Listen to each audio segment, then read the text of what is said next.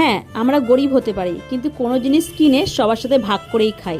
হ্যাঁ, আমাদের ফ্যামিলিতেও ঝগড়া হয়, অশান্তি হয়, মনোমালিন্য হয়, কিন্তু আমরা আবার একে অপরকে ছাড়া থাকতেও পারি না।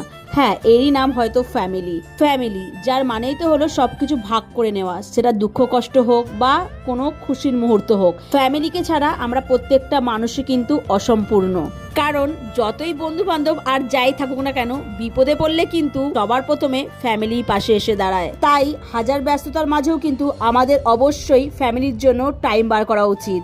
যাই হোক, মা কিন্তু জয়নগরের মোয়া খেতে খুবই ভালোবাসে। প্রত্যেক দিনই ভাবি মায়ের জন্য কিনে নিয়ে যাব, কিন্তু প্রত্যেক দিনই কাজের প্রেসারে ভুলে যাই। তোমরা এটা গতকালের রাতের ভিডিও দেখছো। গতকাল রাতে আমি ডিসাইড করেই নিয়েছিলাম যে আমি আজকে যাই হোক মনে করে মায়ের জন্য মোয়া কিনে নিয়ে যাবই। আর সত্যি কথা বলতে, মা কেন, আমরা বাড়ির প্রত্যেকেই কিন্তু মিষ্টি খেতে খুবই ভালোবাসি। আর জয়নগরের মোয়া খাবো, এই সুযোগে মিষ্টি খাওয়াটা কি করে মিস করি। তাই